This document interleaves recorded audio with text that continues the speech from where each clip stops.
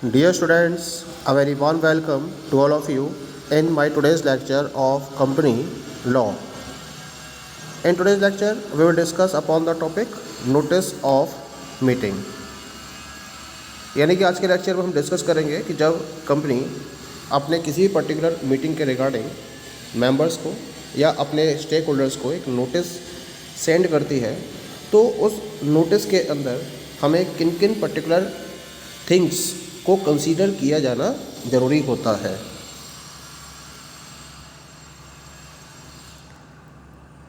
For a valid meeting a proper notice is a prerequisite. In connection with a proper notice the following 4 things must be considered.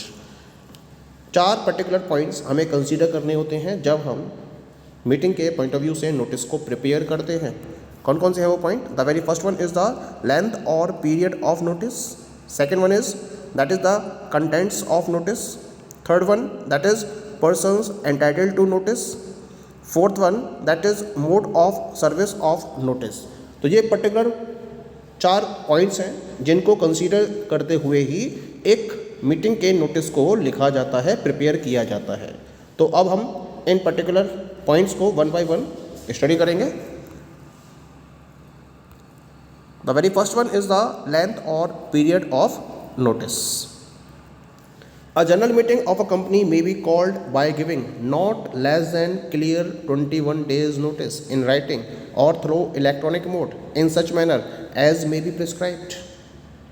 यानी कि जब company की किसी भी general meeting को call किया जाता है तो कम से कम आपको 21 दिन का क्लियर नोटिस भेजना होता है, चाहे आप उसको इलेक्ट्रॉनिक मोड से भेजें या फिर राइटिंग में उस नोटिस को आप बाय पोस्ट या बाय कुरियर भेजें, लेकिन कम से कम 21 दिन पहले, मीटिंग से 21 दिन पहले आपको नोटिस सेंड करना ज़रूरी है। अब हमने यहाँ एक एक्सप्रेशन यूज़ किया है not less than clear 21 days. क्या मतलब है इसका? इसका मतलब है a period notice of 21 clear days, यानी कि 21 दिन का डिफरेंस होना ज़रूरी है जिस दिन उसको पता चलता है और जिस दिन मीटिंग हो रही है उसके बीच में। जब हम इन 21 या 21 क्लियर डेज़ को कंप्यूट करते हैं तो इन 21 डेज़ में हमें किन किन डेज़ को ऐड करना है ये भी समझ लीजिए। सबसे पहले हम ऐड करेंगे the day on which notice is served. दूसरा हम काउंट करेंगे the day of the meeting, यानी जिस दिन मीटिंग की जा रही है उस दिन का दिन। तीसरा होगा in case the notice is sent by ordinary post, registered post और by courier service 48 hours, that is 2 days for postal transit. यानी कि अगर नोटिस को आप ऑर्डिनरी पोस्ट से या रजिस्टर्ड पोस्ट से या कुरियर सर्विस जो 48 आवर्स की होती है उससे भेज रहे हैं तो इसका मतलब 2 दिन आप काउंट करोगे पोस्टल ट्रांजिट के। इसका मतलब जो नोटिस है जनरल मीटिंग का, it should be posted at least 24 days before the actual date of the meeting, that is excluding the day of the meeting. यानी कि जो मीटिंग का दिन है उसको एक्सक्लूड करते हुए 2 दिन आपका पोस्टल का हो गया, 1 दिन आपका जिस दिन मीटिंग नोटिस को आप सर्व कर रहे हो, तो 21 और 3 यानी कि 24 डेज। तो कम से कम 24 दिन पहले आपको नोटिस को सर्व कर देना है, भेज देना है। एग्जाम्पल के तौर पर मान लीजिए जो जनरल मीटिंग का नोटिस है कंपनी वो पोस्ट करती है 1 जनवरी को। 24 दिन जोड़ लीजिए, इसका मतलब इसमें 24 और 1 25। इसका मतलब जो मीटिंग होगी वो 25 जनवरी से पहले नहीं हो सकती। जिस दिन पोस्ट किया है उसमें आप 24 दिन जोड़ लीजिए तो ये कहलाएगा आपका 24 days नोटिस। तो लॉ के अकॉर्डिंग 21 दिन का क्लियर नोटिस होता है, लेकिन इसमें हम 2 दिन पोस्टल ट्रांजिट के ऐड कर देते हैं और 1 दिन आपने ऐड कर लिया इसके अंदर जिस दिन मीटिंग हो रही है। तो इस तरह से 3 दिन और ऐड करने होंगे 21 दिन में, तो 21 और 3 24। यानी कि अगर 1 जनवरी को आप पोस्ट कर रहे हो तो 25 जनवरी से पहले मीटिंग को हेल्ड नहीं किया जा सकता। That is clear. चलिए अब हम बात करते हैं दूसरे पॉइंट की। The second one is the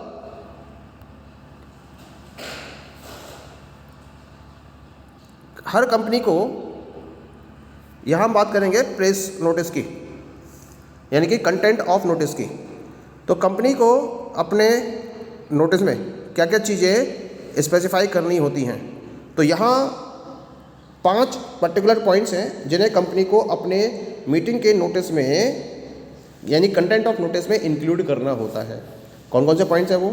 जब सबसे पहला है इसके अंदर the place of the meeting, दूसरा है the date of the meeting, तीसरा है the weekday of the meeting, चौथा है the hours of the meeting, और पांचवा है statement of the business to be transacted at the meeting.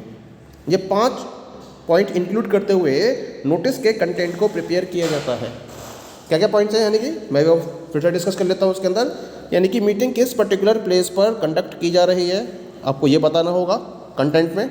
उसके साथ साथ मीटिंग किस पर्टिकुलर डेट में कंडक्ट की जा रही है, तीसरा मीटिंग का वीक डे क्या है, चौथा मीटिंग के आवर्स क्या है, पांचवा उस पर्टिकुलर बिजनेस के रिगार्डिंग भी आपको एक स्टेटमेंट देना होता है जिसको मीटिंग में ट्रांजैक्ट किया जाएगा या जिसके रिगार्डिंग डिस्कशन किया जाएगा मीटिंग में। उस पर्टिकुलर बिजनेस के रिगार्डिंग भी आपको एक स्टेटमेंट प्रोवाइड करना होता है in the content of the meeting. अब जो बिजनेस ट्रांजैक्ट किया जा रहा है वो 2 टाइप का हो सकता है, या तो वो ऑर्डिनरी बिजनेस होगा या फिर वो कैसा होगा, that will be the special business. तो चाहे वो ऑर्डिनरी बिजनेस है या स्पेशल बिजनेस है, उसके रिगार्डिंग एक स्टेटमेंट आपको कंटेंट ऑफ नोटिस में प्रॉपरली प्रोवाइड करना जरूरी है। क्लियर? इसके साथ साथ कंपनी को क्या करना है, a company shall include in every notice calling a meeting a statement that a member entitled to attend and vote is entitled to appoint a proxy and that a proxy need not be a member. यानी कि जब company content तैयार करेगी तो सबसे last में एक statement भी वो ऐड करेगी इसके अंदर। क्या होगा स्टेटमेंट? कि जो मेंबर वोट करने के लिए और मीटिंग को अटेंड करने के लिए एंटाइटल्ड है, अगर वो किसी भी रीजन की वजह से मीटिंग को अटेंड करने में कैपेबल नहीं है या मीटिंग को अटेंड नहीं कर सकते किसी रीजन की वजह से, तो वो अपनी जगह प्रॉक्सी को भी सेंड कर सकते हैं। और प्रॉक्सी का मेंबर होना ज़रूरी नहीं है। प्रॉक्सी का मतलब है कि वो अपने बिहाफ पर किसी दूसरे पर्सन को भेज सकते हैं जो उनके बिहाफ पर मीटिंग को अटेंड भी करेगा और उनके बिहाफ पर वोट भी करेगा, तो वो प्रॉक्सी कहलाती है। ओके, तो इस तरह से नोटिस का एक प्रॉपर कंटेंट तैयार हो जाता है। Now we come to the next one, the third thing to be considered is persons entitled to notice। यानी कि हम डिस्कस करेंगे वो कौन कौन से पर्टिकुलर पर्सन्स हैं जो नोटिस को रिसीव करने के लिए एंटाइटल्ड है। यानी जब कंपनी की आप जनरल मीटिंग को फॉलो कर रहे हो तो आपको उसका नोटिस किन किन पर्टिकुलर पर्सन्स को सेंड करना है। तो उसकी एक लिस्ट मैंने यहाँ पर आपको प्रोवाइड करी है। वो कौन कौन से पर्टिकुलर पर्सन्स हैं, इनमें सबसे पहले आते हैं every member of the company. Company के जितने भी मेंबर्स हैं जिनके नाम कंपनी के मेंबर्स के रजिस्टर में नोट डाउन है, उन सारे मेंबर्स को नोटिस सर्व किया जाना जरूरी है। In case of joint holders the first named holder will be entitled to the notice. यानी कि अगर जॉइंट होल्डर्स हैं, मान लीजिए शेयर्स के जॉइंट होल्डर्स हैं, तो उस केस में जिसका नाम सबसे ऊपर लिखा हुआ है उस पर्टिकुलर पर्सन को नोटिस भेजा जाएगा। वो पर्टिकुलर पर्सन एंटाइटल्ड होगा नोटिस को रिसीव करने के लिए। ठीक है, चलिए अब बात करते हैं सेकंड वन की, legal representative of deceased member. यानी कि कंपनी के अंदर कोई ऐसा पर्टिकुलर मेंबर है जो डिसीज्ड की कैटेगरी में आ रहा है, तो डिसीज्ड मेंबर के केस में जो उसके लीगल रिप्रेजेंटेटिव हैं वो उनको नोटिस सर्व किया जाएगा, वो एंटाइटल्ड है नोटिस को रिसीव करने के लिए। तीसरे कौन होते हैं इसके अंदर, the assignee of the insolvent member. अगर कोई इंसॉल्वेंट मेंबर है तो फिर जो उसके असाइनी हैं उन असाइनी को नोटिस रिसीव करने का एक राइट है। इसके साथ साथ द ऑडिटर और auditors of the company, company के जितने भी ऑडिटर्स हैं उन सबको आपको नोटिस भेजना होगा मीटिंग के regarding. Next one is every director of the company, company के जितने भी डायरेक्टर्स हैं वो भी नोटिस को रिसीव करने के लिए एंटाइटल्ड है। स्टॉक एक्सचेंज और stock exchanges if the company is listed, अगर कंपनी लिस्टेड है तो फिर जिन जिन पर्टिकुलर स्टॉक एक्सचेंज में वो लिस्टेड है उन हर पर्टिकुलर स्टॉक एक्सचेंज को उसको नोटिस भेजना होगा अपनी मीटिंग के regarding. And the last one is practising company secretary who has given compliance certificate, जो कंपनी को अपना एक कॉम्प्लियंस सर्टिफिकेट प्रोवाइड कर चुकी है, ऐसी प्रैक्टिसिंग कंपनी सेक्रेटरी को भी आप कंपनी की मीटिंग के रिगार्डिंग एक नोटिस भेजेंगे। ठीक है, तो ये पर्टिकुलर पर्सन्स हैं जो नोटिस को रिसीव करने के लिए एंटाइटल्ड होते हैं। That is clear. Now come to the fourth thing that is to be considered while notice of a meeting. This is mode of service of notice.